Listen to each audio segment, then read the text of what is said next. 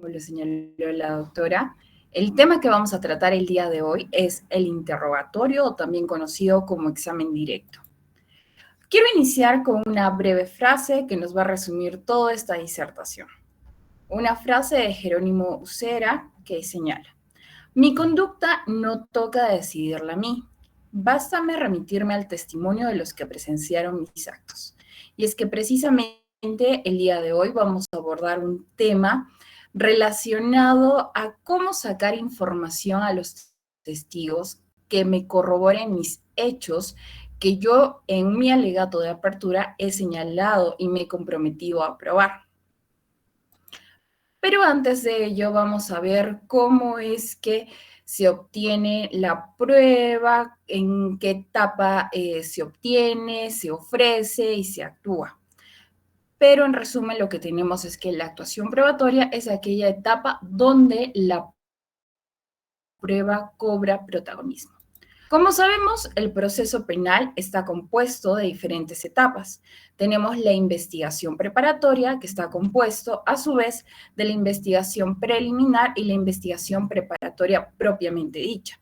Tenemos la etapa intermedia y finalmente tenemos la etapa de juicio oral. ¿Qué es lo que sucede en cada una de estas etapas?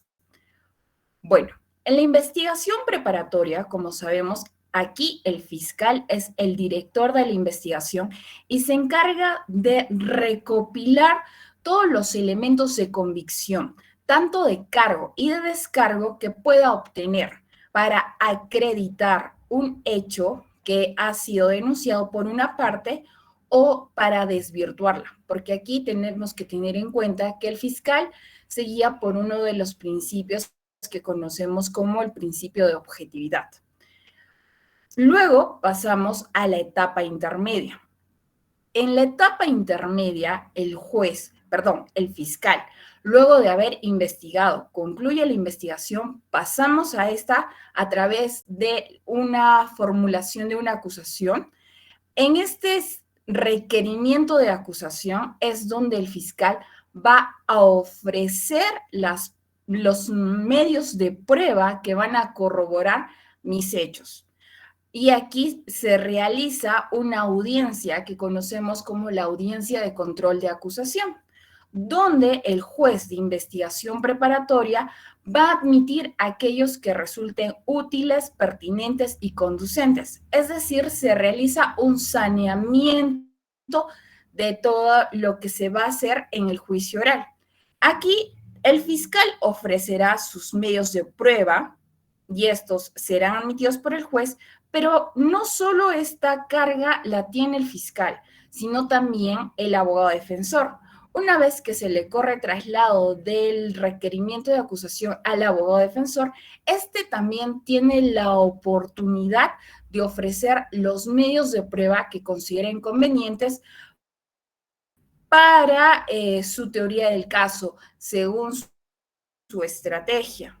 Aquí tenemos que tener en cuenta que la defensa puede ser una defensa activa, es decir, me va a alegar hechos que necesariamente va a probarlos, puede ser una defensa pasiva, en la cual va a refutar cada una de las alegaciones del Ministerio Público, o simplemente va a ser una teoría mixta, que son las dos, la suma de una teoría activa y una teoría pasiva.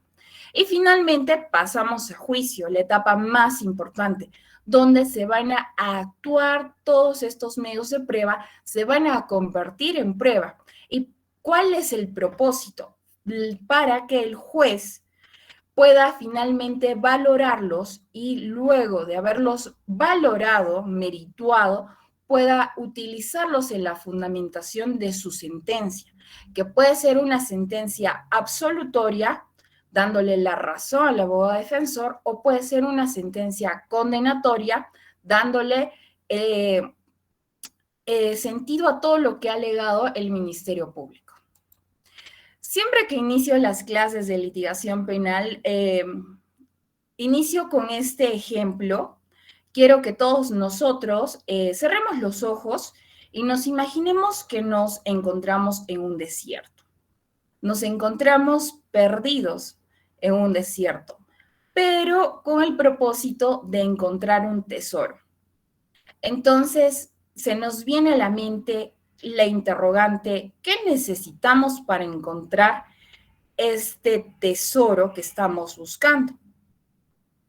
Bueno, lo primero que se me viene a la mente es un mapa del tesoro.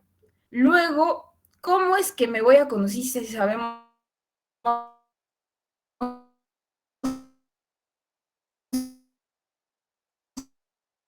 que el desierto no encontramos un camino? ¿Qué es en este caso? Pues lo de una brújula perdón, además de un mapa, es una brújula que nos va a orientar.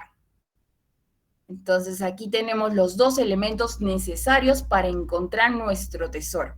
Un mapa del tesoro y una brújula. Esto lo asimilo con lo que viene a ser una teoría del caso y las técnicas de litigación. ¿Qué representan para nosotros? En este caso, el mapa del tesoro va a ser nuestra teoría del caso. Y la brújula que nos va a ayudar a direccionarnos, a acercarnos más al gran tesoro son las técnicas de litigación oral, que las vamos a emplear a lo largo del juicio, desde los alegatos de apertura, interrogatorios, contrainterrogatorios, hasta el alegato de clausura. Entiendo que ustedes ya han tomado las clases, la sesión de teoría del caso y el alegato de apertura y sabrán a lo que me estoy refiriendo. Entonces, en el ejemplo que les propuse, el tesoro, el gran tesoro que estamos buscando es la emisión de una sentencia, que va a depender del rol que nosotros estemos desempeñando en juicio. Si somos Ministerio Público, obviamente lo que queremos obtener es una sentencia condenatoria. Por el contrario, si nosotros somos abogados defensores, vamos a solicitar que se emita una sentencia absolutoria de los cargos que se le imputan a nuestro patrocinado. Bueno, a modo de resumen pequeño, la teoría del caso. Sabemos que está compuesto por tres elementos: los elementos fácticos, los elementos jurídicos y los elementos probatorios. La mejor manera de elaborarlo es a través de un cuadro con 3 columnas, donde coloquemos cada uno de estos elementos: el elemento jurídico, el elemento fáctico y el elemento probatorio. Y aquí tenemos que destacar para el interrogatorio y centrarnos en lo que vienen a ser los elementos probatorios, que son las pruebas y elementos probatorios que causan convicción sobre los fácticos del caso que poseen, ojo, relevancia jurídica a fin de corroborar la teoría fáctica. Sigamos. Entonces, ahora sí, con esta breve reseña de cómo es que se va a producir la prueba a lo largo del proceso y con esta reseña también de lo que viene a ser la teoría del caso, es que nos vamos a abocar ahora a la prueba. La prueba. La actividad de los sujetos procesales dirigida a la formación de la convicción del juzgador sobre la existencia o no existencia de los hechos imputados. Recuerden, en el alegato de apertura nos hemos comprometido a probar hechos, a probar fácticos. ¿Y cuál es la manera como vamos a probar? Pues precisamente a través de los interrogatorios o también denominados examen directo a los testigos, a los peritos que llamemos a declarar. Pero, ojo, las testimoniales no son los únicos tipos de prueba. También tenemos lo que son los documentales, los materiales y otras que nos señala nuestro Código Procesal Penal. Personales, vayámonos a lo más fácil. Viene a ser la declaración personal de los testigos y peritos. En cuanto a la prueba documental, que también es importante, por ejemplo, en aquellos casos de falsificación de documentos, donde un documento cobra vital importancia, por ejemplo, aquel documento, aquella escritura pública en la que se ha insertado una declaración falsa con el propósito de probar que se han introducido declaraciones falsas en un instrumento público y, por tanto, probar la comisión del delito de falsedad ideológica. La documental viene a ser prueba predominantemente escrita. Documentos, en resumen. Luego tenemos la prueba material, que vienen a ser los elementos constitutivos de la realización del delito. Por ejemplo, Pepito mata a María empleando una pistola. ¿Cuál sería la prueba material en este caso? Pues la pistola con la que se mató a María. También tenemos otro tipo de pruebas, como por ejemplo vienen a ser las inspecciones. Ahora vamos a centrarnos en la prueba personal, la declaración testimonial de testigos y peritos. ¿Quiénes son los testigos? Bueno, los testigos son aquellas personas naturales que han percibido directamente o por referencia o por alguno de sus sentidos los hechos objeto de imputación. Estos testigos nos van a declarar sobre los hechos con relevancia jurídica. Ojo, no se llama un testigo para que nos relate cómo fue su infancia, su adolescencia, que no, siempre y cuando no tenga nada que ver esto con lo que estamos imputando. Van a ir a declararnos sobre los hechos con relevancia jurídica, aquellos hechos que se subsuman en un determinado tipo penal. También tenemos lo que son los peritos. Los peritos son personas naturales que por medio de sus conocimientos técnicos especializados y su experiencia en determinada materia han participado en la determinación o análisis de algún aspecto sobre los hechos objeto de imputación. A ellos van a declarar específicamente acerca de lo que plasmaron en sus pericias. Por ejemplo, el médico legista que realizó la necropsia de una persona. Otro ejemplo, el perito en criminalística que fue a la escena del delito e incautó diferentes evidencias materiales, el arma, también constató cómo se encontró esta escena del crimen, si había manchas de sangre, qué se hizo con estas manchas de sangre, todas aquellas diligencias que haya practicado. Entonces, ¿qué es lo que queremos conseguir de nuestro testigo perito? Primero, queremos conseguir de este que tenga credibilidad. Credibilidad de lo que nos está diciendo en juicio es cierto, ocurrió, nos narre hechos relacionados con el caso y que estos puedan brindar el sustento suficiente al juez para que una vez habiendo captado toda la información que haya podido conseguir del testigo, la pueda emplear en la fundamentación de su sentencia. Son 3 objetivos de lo que queremos conseguir. Credibilidad, como bien les dije, aquí buscamos acreditar al testigo y establecer la credibilidad de darle crédito para que se genere convicción en el magistrado de lo que está diciendo es cierto, sí se produjo.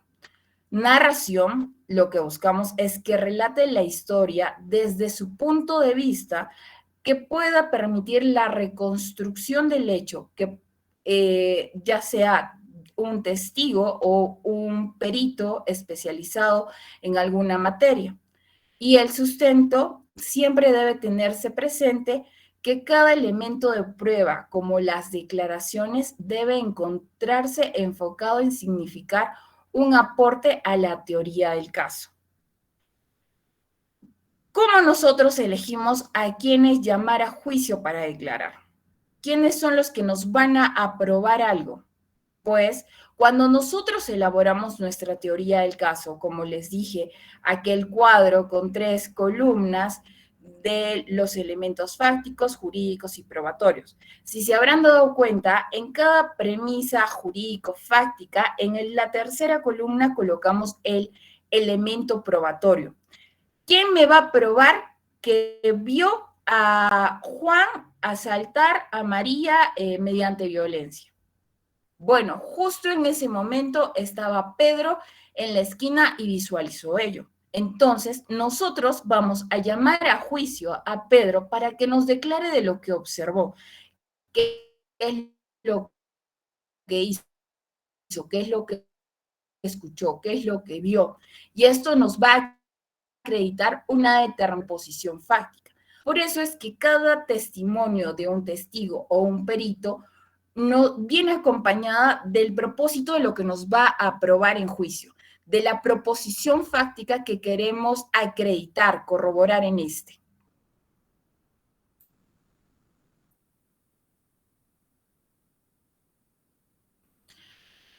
Objetivos. Primero, obviamente, relatar los hechos fácticos, los hechos que tengan que ver con el caso.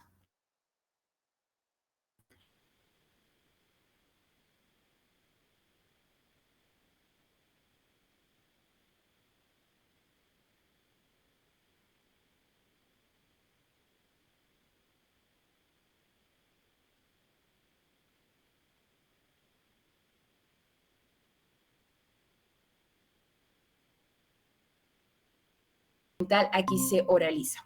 Luego, tenemos otro objetivo es el de identificar los personajes del caso.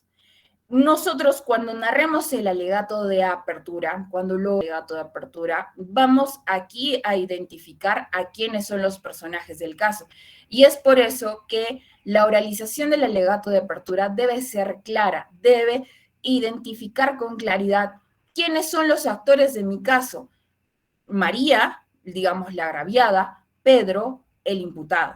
Entonces, si va a ir a declarar un testigo que vio cómo es que la asaltaron a María, él tendrá que identificar, vi a tales personas, vi a Pedro y a María en tal escena.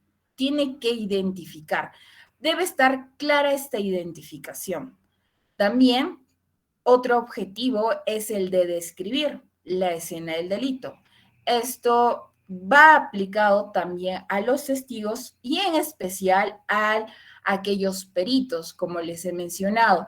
Quien tiene más conocimiento técnico de lo que se pudo haber realizado viene a ser un perito en criminalística, quien evalúa con detenimiento, con exhaustividad lo que viene a ser la escena del delito. También es necesario captar la atención del juzgador. ¿Por qué? Porque el juez, al escuchar cada uno de los testimonios de los testigos y peritos, se va a hacer una idea en su mente de lo que ocurrió. Va a verificar si lo que le prometiste en el alegato de apertura lo estás cumpliendo, porque efectivamente hay una declaración de algún testigo o perito que de verdad está produciendo, está señalándome los hechos fácticos. Por eso también es importante que las preguntas que se le van a elaborar a un testigo o un perito sean ordenadas, porque si no son ordenadas y divagamos en el tiempo, entonces al final al juez le das información que probablemente se confunda con tantos testimonios que seguramente pueda escuchar. Luego es persuadir. Otro objetivo es la persuasión, que va a tener injerencia en lo que viene a ser la decisión del juez. Porque finalmente, ¿por qué se produce la prueba? Para que ésta sea valorada y sea fundamentada como tal y empleada por el juez para finalmente decidir si es que el juez va a emitir una sentencia condenatoria o, por el contrario, una sentencia absolutoria. La finalidad está clara, es darle al juez la información necesaria de manera clara y ordenada para que pueda al final de todo el juicio dictar una sentencia condenatoria o absolutoria. Algunos tips para elaborar nuestros interrogatorios. Nos encontramos de cara a los testigos. Bueno, en primero, la regla principal es que en todo interrogatorio debe contener preguntas abiertas. ¿Y a qué me refiero con preguntas abiertas? Son aquellas en las que el testigo va a poder explayarse sobre mi pregunta. Algunas de estas preguntas pueden comenzar con ¿qué?, ¿cómo?, ¿cuándo?, ¿dónde?, ¿por qué?, explíqueme a qué se refiere con tal, describa la escena del delito, entre otras. Aquí, lo contrario a una pregunta abierta es una pregunta sugestiva. En las preguntas sugestivas, que dicho sea de paso, están prohibidas en nuestro interrogatorio o examen directo, son aquellas que van a tener como respuesta un sí o un no. Estas están recontrapermitidas en un contrainterrogatorio, pero en un interrogatorio o examen directo son prohibidas. Las únicas preguntas que podríamos formular son las preguntas abiertas. Dicho esto, algunas características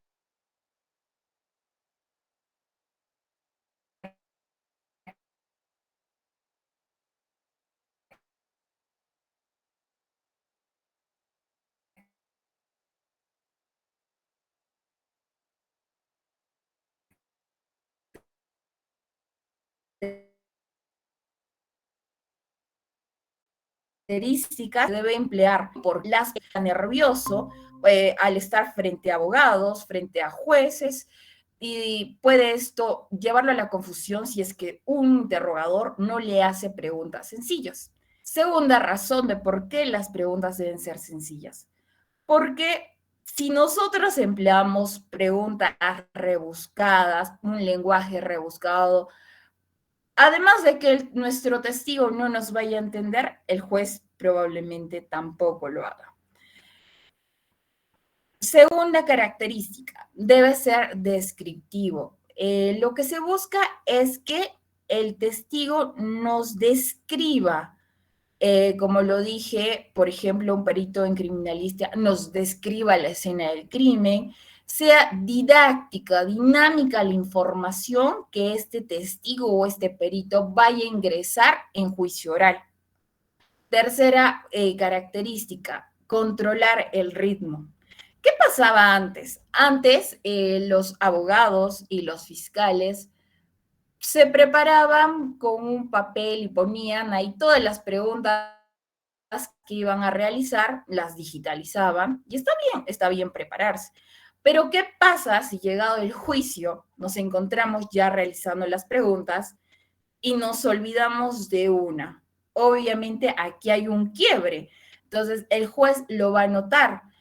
Y aparte que la información se iba produciendo bien, era una suerte de ping-pong donde el interrogador lanzaba una pregunta, me contestaba, lanzaba otra pregunta, me contestaba, pero luego me olvidé. Entonces no sé ni de qué me estaba hablando, pasó algo por mi mente que no tenía nada relacionado con el tema y se quiebra. El juez, aparte que corta lo que él estaba captando de información, pues tú también te pierdes y ahora quizás te olvidaste de una pregunta importante que tenías que hacerla y no la hiciste. Por eso es importante, si bien establecer mis objetivos del interrogatorio previamente al examen directo que se vaya a realizar un día antes de este, lo importante, más allá de esto, es que nosotros estemos atentos a la respuesta que nos brinde nuestro testigo, que sea una conversación natural, claro, está con el debido respeto, tampoco como si fuéramos amigos de toda la vida, mejores amigos, sino con el respeto del caso, realizar una pregunta, escuchar la respuesta y cuando nosotros escuchamos la respuesta encontramos un dato importante y el interrogador vuelve a realizarle otra pregunta para ahondar más sobre el tema y así se va produciendo la información. También es importante utilizar preguntas de transición. ¿A qué me refiero con preguntas de transición? Puede ser que un testigo, un perito, haya, por ejemplo, en el caso de un perito, haya participado en diferentes diligencias. Justo en el caso que ha sido objeto de estudio en este último concurso de litigación penal organizado por el Ministerio de Justicia y hemos estado ayudando a algunos chicos en su preparación y que dicho sea de paso, felicitar a esos chicos que han logrado pasar y uno de los equipos que hemos estado ayudando ha pasado esa barrera y ya va a representar, por ejemplo, en este caso, a la región sur. ¿Qué les decíamos? ¿Qué habíamos encontrado en ese caso? Que un policía había participado en diferentes diligencias, diligencias como por ejemplo intervino, elaboró un acta de inspección técnico-policial, también participó en la visualización y lectura de un celular y esas tres diligencias, u otra más que seguramente me estoy olvidando. ¿Qué era lo importante? Era aquí realizar las preguntas de transición, porque si nosotros le mezclamos toda la información con todas las respuestas y el juez seguramente va a perder la noción, va a perder la línea del interrogatorio y se va a perder en todo. Por eso es que cuando nosotros vamos a pasar de tema en tema, es necesario emplear la transición, las preguntas de transición. Por ejemplo, luego de haber acreditado a este policía, vamos a hablar acerca de la intervención policial, pero para eso obviamente este perito tuvo que habernos dicho que participó en estas tres diligencias. Entonces le vamos a decir, bueno, vamos a primero referirnos a lo que viene a ser la intervención policial. ¿En qué consiste una intervención policial? Me dirá qué consiste una intervención policial y la intervención policial realizada por usted no sé, en el hospedaje del Cisne, que encontré tales cosas. Listo, le hago todas las preguntas que considere en referencia a esta intervención policial. Vamos a pasar a la inspección técnico-policial. También nos refirió que usted participó en la inspección.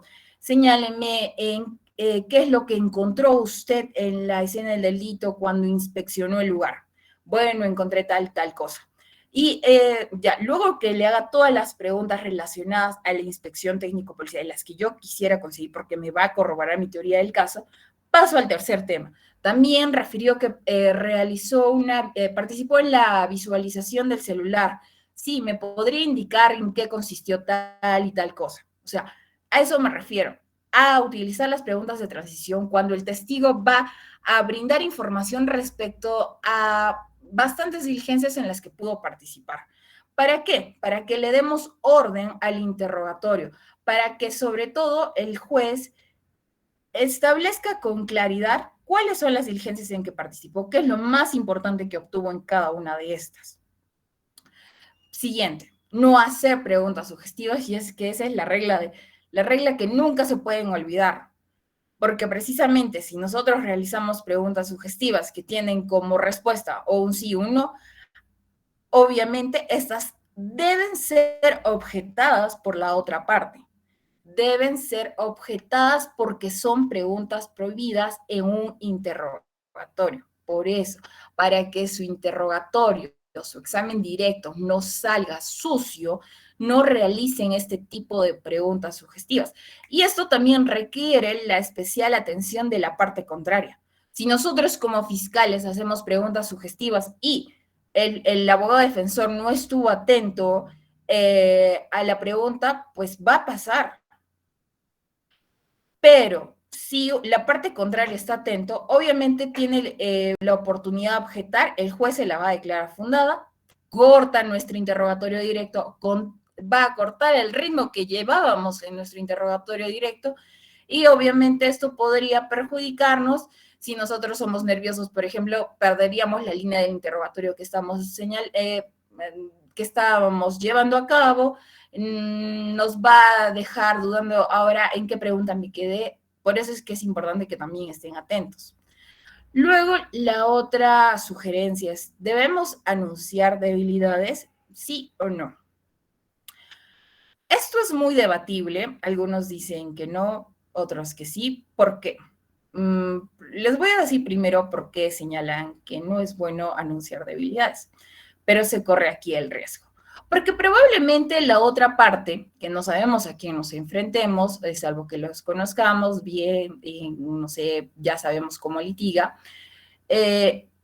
no haya estudiado muy bien las técnicas de litigación oral, probablemente no sepa llevar a cabo un contrainterrogatorio o simplemente a veces los nervios te ganan y no sepas conseguir a través de un contrainterrogatorio los objetivos de tu teoría del caso. Entonces pasa. No es lo correcto. Yo pienso que aquí sí debemos anunciar las debilidades. ¿Por qué? Porque al anunciar las debilidades, el propio testigo sabe cuál ha sido su error o la debilidad de este más que un error y puede salvarlo, porque recordemos que en un interrogatorio directo, como estamos frente a preguntas abiertas, las preguntas abiertas permiten al testigo explayarse sobre el tema que le has hecho la pregunta.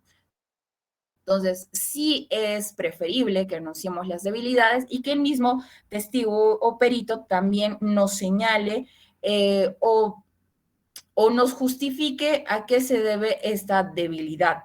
Claro que esta justificación debe ser la más adecuada. Ahí entran a ver un montón de temas, ¿no? Que dependerá de cada caso en concreto. Y recordemos también que luego hay una segunda oportunidad que viene a ser el redirecto y el recontra. Entonces, también hay que tomarlo en cuenta ello. Y finalmente, la organización, como les dije, las preguntas deben ser claras y ordenadas, porque si le metemos la información por todos lados, comenzamos desde el final a lo que inició, obviamente ni siquiera se va a entender la información. Es preferible que, por ejemplo, a un testigo que presenció un hecho, que la información se introduzca de manera cronológica. Digamos que vio cómo es que Pedro asaltaba a María a las 6 de la tarde, entonces iniciamos, luego de haberlo acreditado a este testigo. Señor Pepito, quiero que nos situemos en el día 23 de septiembre del 2022 a las 6 de la tarde. ¿Qué se encontraba usted haciendo? Te dirá, me encontraba tal, no, estaba esperando mi combi en el paradero.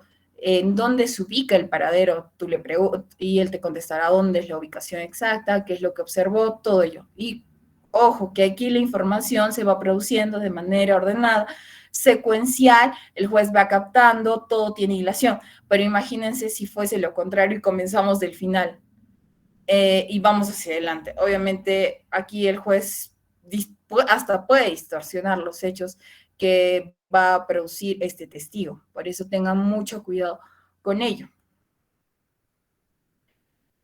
Tengo entendido que hay una sesión que van a hablar de las objeciones. Solo vamos a hablar aquí de lo que está permitido. En el caso de los testigos, preguntas abiertas, ya les dije, peritos, las preguntas abiertas y las preguntas de opinión.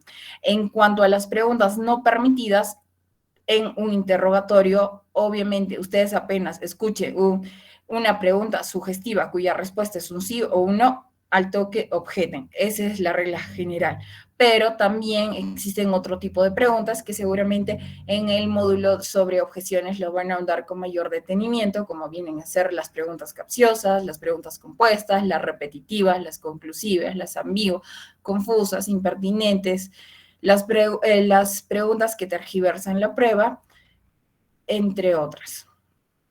Ahora, me gustaría comentarles algo que también he visto, por ejemplo, en estas fases del concurso, que me llamó bastante la atención sobre las objeciones a las respuestas, que en realidad seguramente también lo van a abordar el día de mañana sobre las objeciones. ¿Está permitido o no está permitido las objeciones a las respuestas? Obviamente aquí hay un debate sobre las objeciones a las respuestas. Unos dirán que sí, otros dirán que no. Eh, pero lo cierto es que, por ejemplo, en este último concurso, lo que sí algunos jurados, algunos, no todos, por unanimidad, han señalado que sí estaría permitida las objeciones a las respuestas. ¿Y cuándo habría una objeción a la respuesta? Por ejemplo, cuando un testigo brinda información que no le ha preguntado el interrogador, cuando un testigo no responde a la pregunta que le ha brindado el interrogador y va con evasivas, en esos casos se podría realizar este tipo de preguntas, perdón, de objeciones a las respuestas. Existe un artículo que habla sobre ello, déjenmelo buscar y a través de la coordinadora podría enviárselo este artículo que nos habla de la posibilidad de hacer las objeciones a las respuestas, que es bastante interesante. En la práctica judicial, la verdad, no he visto este tipo de objeciones a las respuestas, pero ustedes saben que esto va evolucionando. El Código Procesal Penal nos señala unas cuantas preguntas no permitidas, pero la doctrina es la que se ha encargado de desarrollar con mayor exhaustividad lo que son las demás preguntas no permitidas, incluso se les ha dado una denominación, incluso hasta existen libros sobre las objeciones que son bastante interesantes y que sí se pueden aplicar, y ya dependerá de nuestros jueces si avala o no esto. Entonces, dependerá mucho del juez si avala la objeción a la respuesta o no. Pero frente a ello podríamos aplicarlo y ya escucharemos la respuesta, ¿no?, de nuestro juez.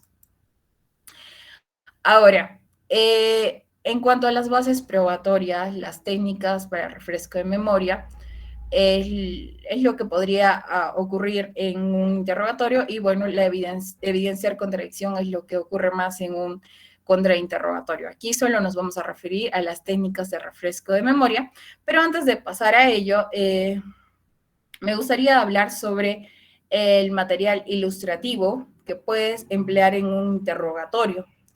¿A qué le denominamos material ilustrativo? Aquel material de apoyo que nos puede ayudar para que, en especial, un perito pueda explicarnos de mejor manera su pericia o el documento que elaboró.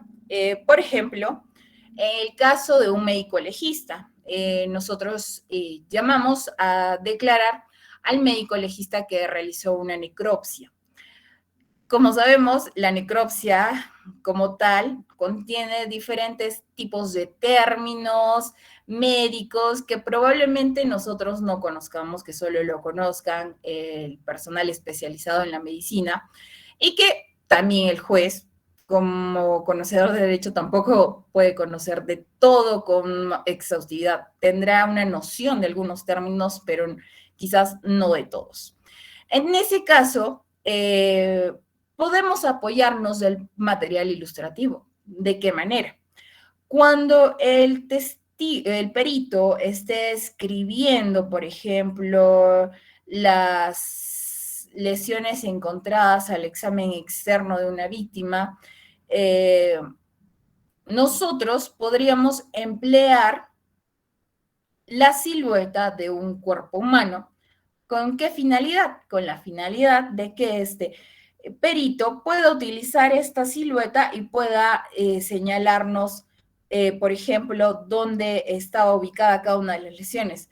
Nosotros, por ejemplo, conocemos esto como mano, antebrazo, brazo, pero son términos comunes, pero algunos términos, por ejemplo, no son habituales conocer para alguien, para un estudiante de derecho, para un juez. Entonces, se requiere que el médico legista pues pueda señalarnos, no, le encontré en la región occipital una lesión de tanto por tantos centímetros, no sé. y te señale cuál es la región occipital, la región temporal, distintas regiones en las que haya podido encontrar algún tipo de lesión en un cuerpo, ¿no? Apoyado de una silueta de un cuerpo humano. A eso nos referimos con el material ilustrativo y es válido utilizarlo siempre y cuando también señalemos cuál es la utilidad con esto, ¿no? Si no está en discusión, ¿para qué lo vas a llevar a cabo? Pero si está en discusión porque la defensa dice que no encontró ningún tipo de lesión en el cuerpo, entonces, y hay un médico legista que sí lo tiene, entonces sí podrías apoyarte de este material. Siempre señalen la utilidad, pertinencia de por qué voy a utilizar este material ilustrativo. Como les había dicho, aquí vamos a tratar lo que viene a ser la técnica del refresco de memoria, porque está más relacionado con el tema del interrogatorio o el examen directo. Pero, ¿cuándo empleamos esta técnica del refresco de memoria? Bueno, ¿qué sucede si es que estamos en audiencia? Vamos bien con nuestras preguntas, controlando el ritmo, pero nuestro testigo, por los nervios, porque a pesar que lo hemos preparado con las preguntas, le hemos dicho cómo es una sala de audiencias, hemos tratado de evitar todo ello, se olvida en audiencia. Se olvidó de de un dato importante. Le pregunté cuáles eran las características físicas de Adrián, supongo, del